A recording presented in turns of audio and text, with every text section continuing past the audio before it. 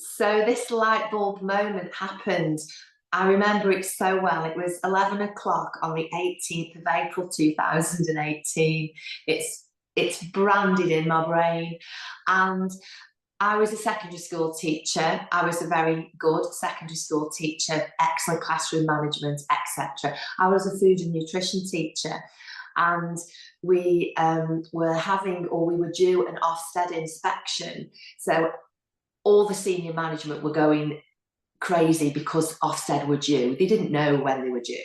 So we had a new head of department who was a music specialist who came into my classroom and was observing me demonstrating to year 8s how to make pasta salad. And I remember it so vividly. He had his clipboard and his pen, and he'd never taught a food lesson in the whole of his career, which I'd never taught a music lesson. And after the event, after the class, and everybody was on task and all the keywords that you have to find when you're teaching, he gave me some feedback. And his feedback was quite negative, even though everything had been absolutely great. And it was, well, why were you showing them? Why didn't you just not get them into doing the work? And I was explaining, well, I had to show them for health and safety, what have you. And then he basically said, so what do you think Ofsted would say about this then? And I just said, you know what? I really don't care what Ofsted would say. And he went, oh, you can't say that. And I said, I can, I just said it. And I said, you need to do 2 or 3 things now. I said, number 1, I would like you to come into my classroom, and instead of telling me what to do, I want you to actually show me what you want me to do. And I said, and secondly, I would like you to go and start researching and get yourself a new food teacher, because I am leaving. And he said, you can't say that. And I said, yes, I can. Watch my lips. And I repeated myself. And that after that evening and that weekend, I went home, and my husband and I researched our finances to see if it was feasible for me to leave my full-time teaching position, which I won't repeat what my husband said, but he said, just tell them to go away, Helen. And I said, I can't do that. I have to give 3 months notice. So I sort of started getting my ducks in order, as they say. And I did some additional training and research and got my ducks in order over the summer period. It was April, as I say, my light bulb moment. So I got my ducks in order in the over the summer, and in the September, I went back into the school and I handed my notice in, and I left on the 19th of December 2018, and I've never looked back since. So in the first 12 months, so it was sort of January 2019, I thought, right, I can, and I got my logo sorted and everything, and I started running Hero Lifestyle. But I thought, I need some money coming in, so I'll do some supply teaching. And so I started doing a little bit of supply teaching. But the problem was, I kept getting asked back to the schools to do supply teaching because I was quite a good supply teacher. And I got to the stage where I was teaching supply, but I might as well have been working full time. Whereas supply teaching, you don't get holiday pay, you don't get pension, what have you. And so I did it for about a couple of months. And then I thought, you know what? You have got to make a decision here. You've either got to do it properly or not do it at all. And so I bit the bullet, and I said, it was about mid-February, I said, right, I'm not going to do any more supply teaching. I'm going to plough all my energy and passion into Hero Lifestyle. And so that's what I did. And I picked up teaching some classes. I'd already done some yoga classes and what have you, but I started doing cover classes for various places. And that's how things snowballed. So I'd do some cover classes, I'd get some really good feedback. They'd ask me to teach more, but at least I was doing what I loved doing, teaching my yoga, teaching my fitness, and starting to then use my yoga and my fitness classes as platforms to sell my other services, so my nutrition consultations and my retreats and things like that. So it was a very slow burn.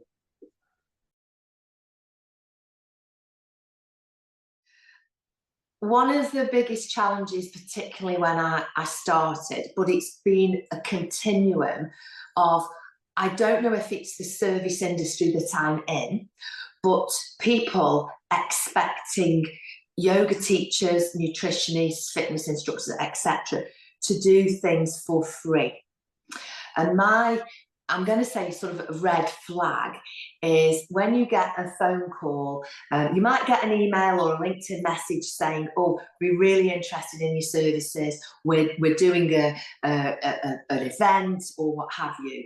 And when my red flag is, and people always say it will be really good, it'll be a really good way for you to promote your business. And as soon as those words come out of someone else's mouth, alarm bells ring for me, because it's always the same. They want you to do something for free. Often, and this is no detriment to charities, often people go, well, we're a charity. And my response to that is, that's amazing, I'm not. And I won't mention names, but this is quite a good little story.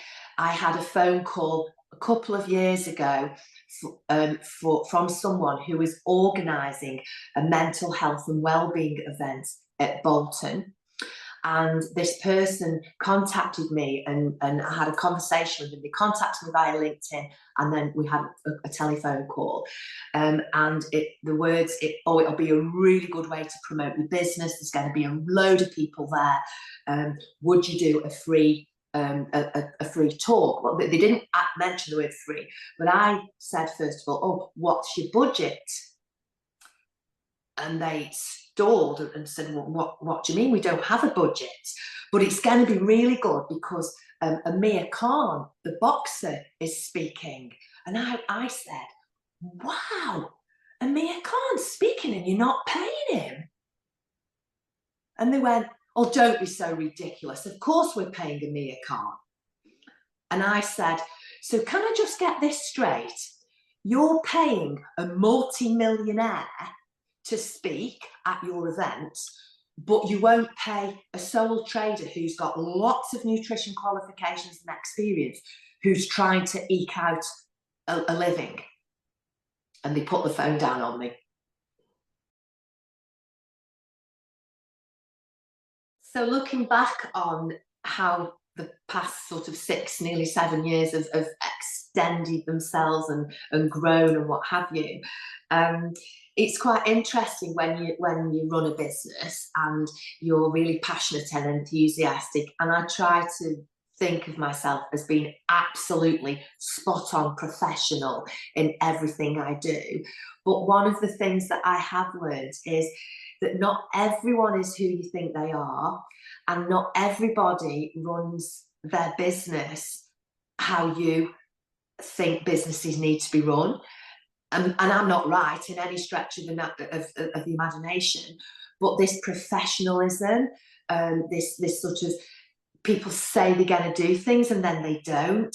And it doesn't matter how big or how small your business is, it happens all the time, even in multinational businesses. And you definitely learn really quickly that not everyone does what they say they're going to do, and not everyone is who they say they are. And you've only got to scratch the surface and you soon, it's a huge learning curve.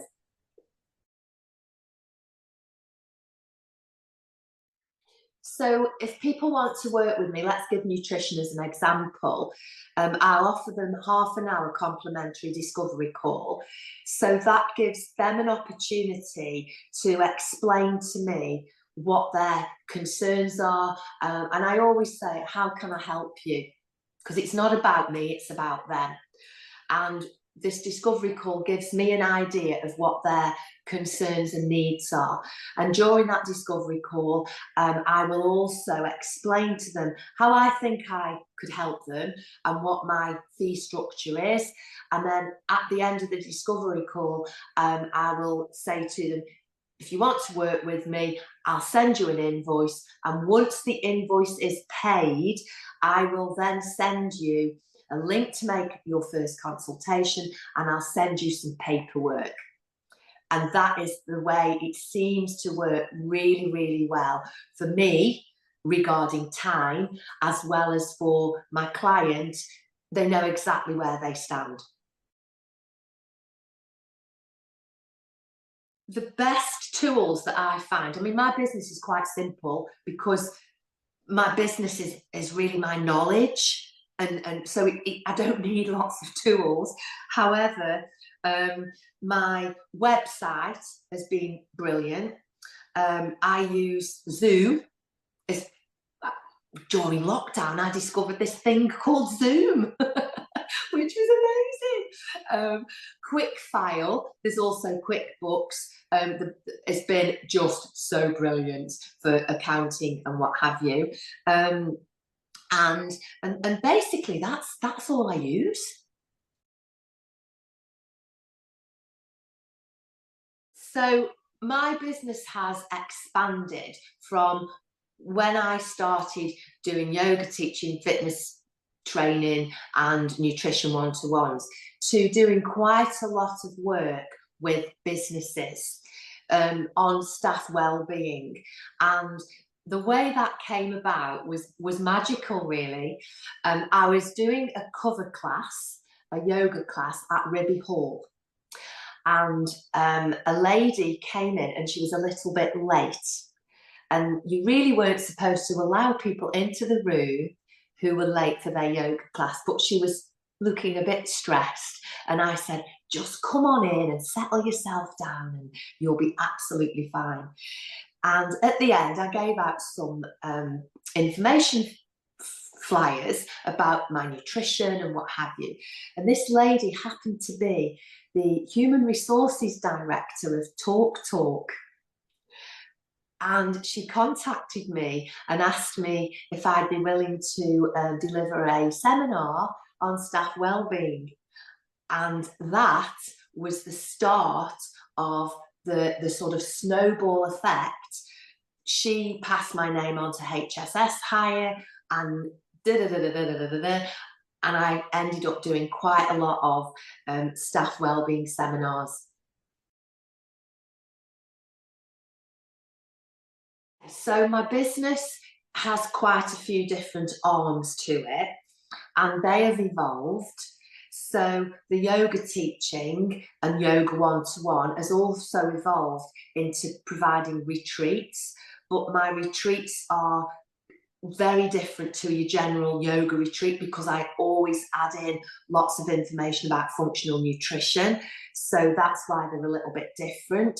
And then I've got my fitness classes and I've got my yoga and then I've got my one-to-one clients and then I've got my well-being talks, and I've even extended that into writing courses. So I've written a course on the menopause and delivered that course, but people can do it online. So I've made different arms to my business so that I'm not just a nutritionist or I'm not just a yoga teacher or a PT, because I feel that yes, you have to, in the health industry, you've got to specialize potentially, but also people want lots of different little things.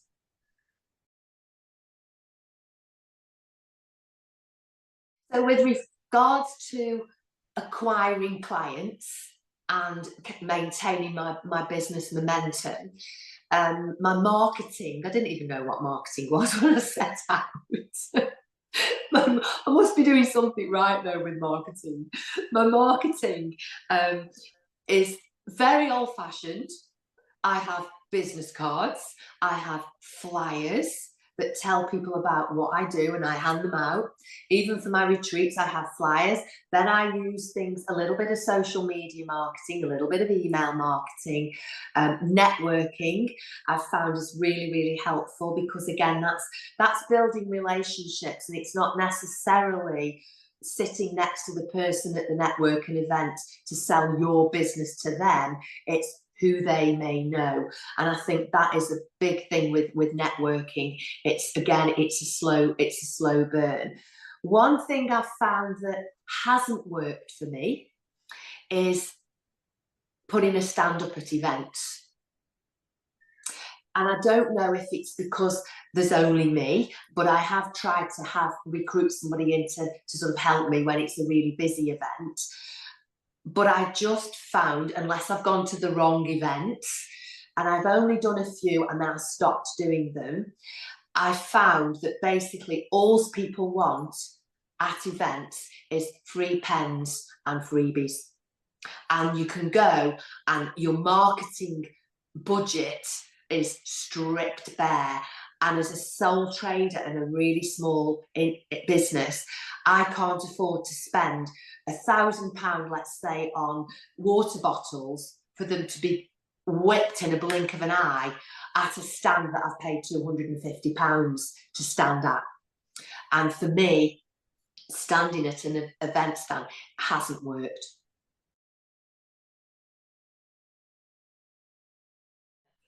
I do use social media, so I have an Instagram page, I have a business Facebook page, and I use LinkedIn, and I do a bit of email marketing, if that can be classed as social media. However, I find it challenging. I get lots and lots of messages, people wanting me to sign up with them to increase my, numbers of likes, etc. And it's not about that for me. It's not volume. It's specific. Making sure my 1 or 2 clients a week or more get the best service from me.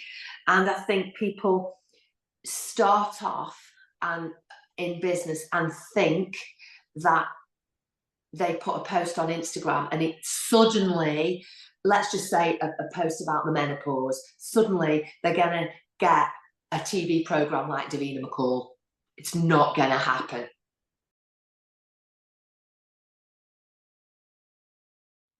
Finances are always challenging when you are self-employed and when you're a freelancer, and there's never a flat line. You're either really busy and too busy or not busy enough, and really you need to prepare financially to make sure that you've got something in the bank to fall back on if there are times where you're not getting business in.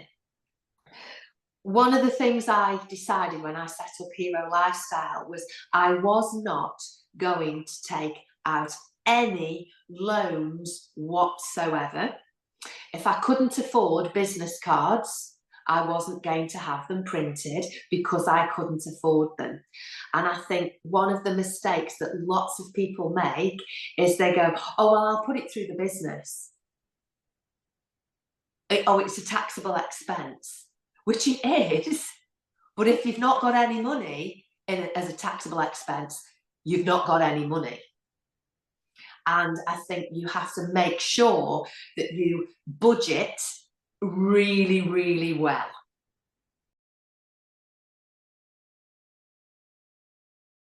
With regards to being successful, be authentic. Don't try to be like anybody else, because you're not. the number of people who say to me, oh, do you follow such a body on Instagram, or do you follow such a body? And I'll go, oh gosh, no. Oh, I ever not. Because I'm too busy running my own business than following somebody who is a nutritionist or is a doctor or is a menopause specialist. And I'm not saying don't learn.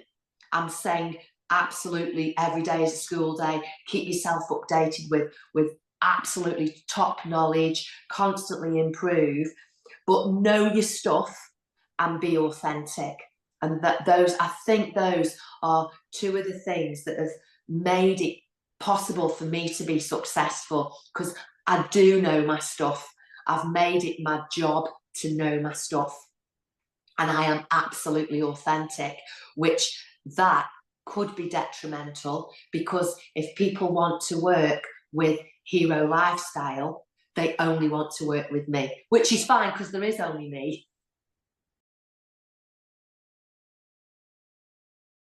With regards to the legal aspects of my business, making sure that the T's are crossed and the I's are dotted, at the beginning of my business, I made sure I spoke to a solicitor, and I had drawn up terms and conditions for business to business, terms and conditions for personal.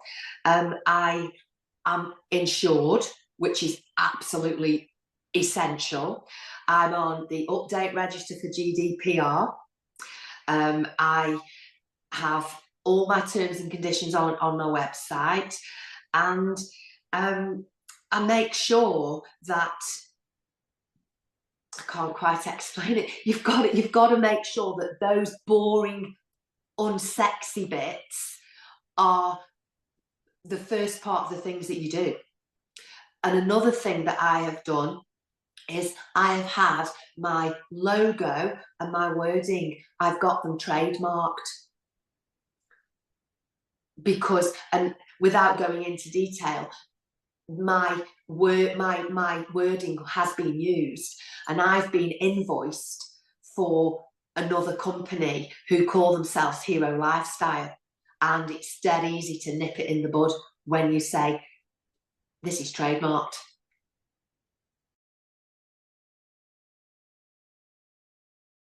So thinking about not ever having a bad day at work, but then dissecting through things, there are certain areas where it's just, you learn pretty quickly.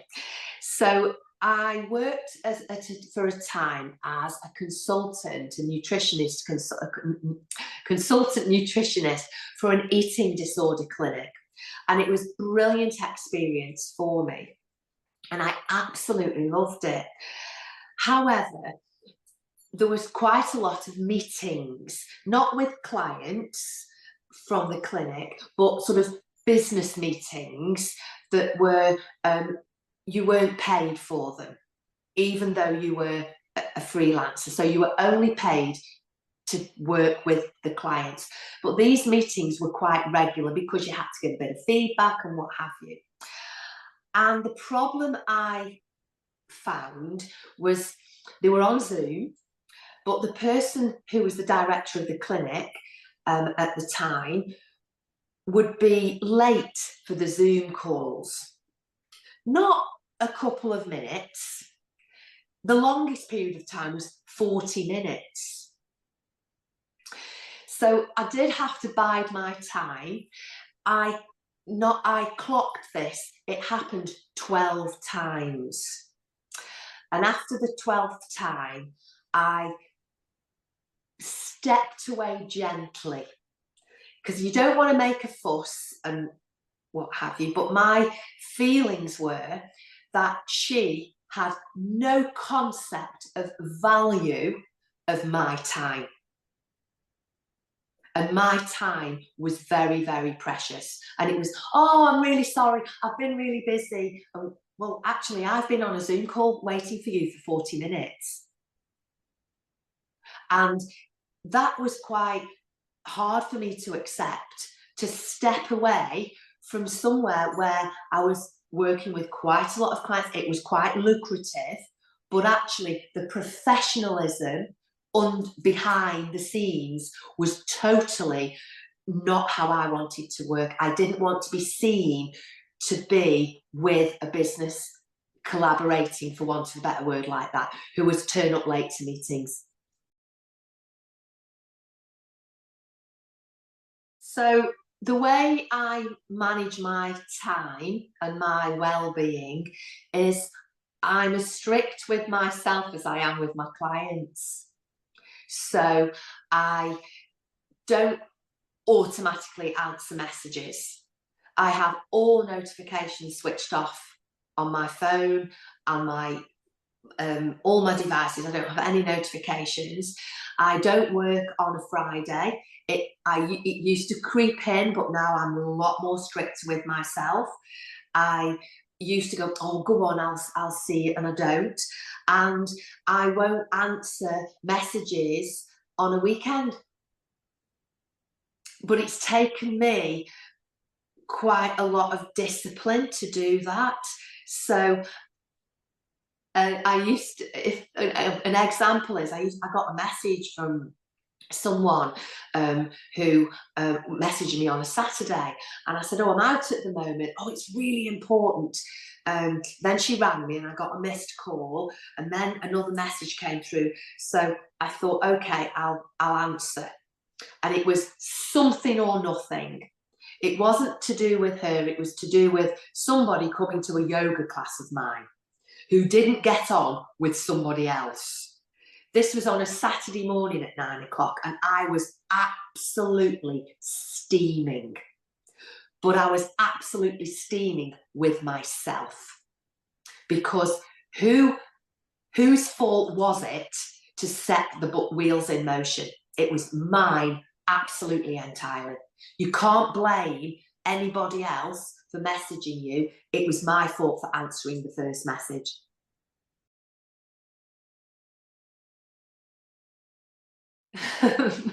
When I had my light bulb moments when I was a secondary school teacher, my mindset was, I just need to get out of here. I'll just teach a bit of yoga. That was what my mindset was. And it's really interesting because a photographic memory has popped up on Facebook today of me 7 years ago. Oh my goodness, the difference between then, when I was bullied at work type of thing, and how low I was, even though I was really healthy with my nutrition and what have you. It's phenomenally scary looking back.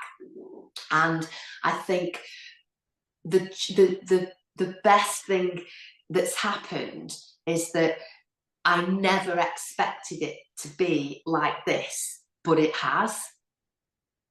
And that's the joy, the absolute joy of getting out of bed every single morning. You can't put money on that.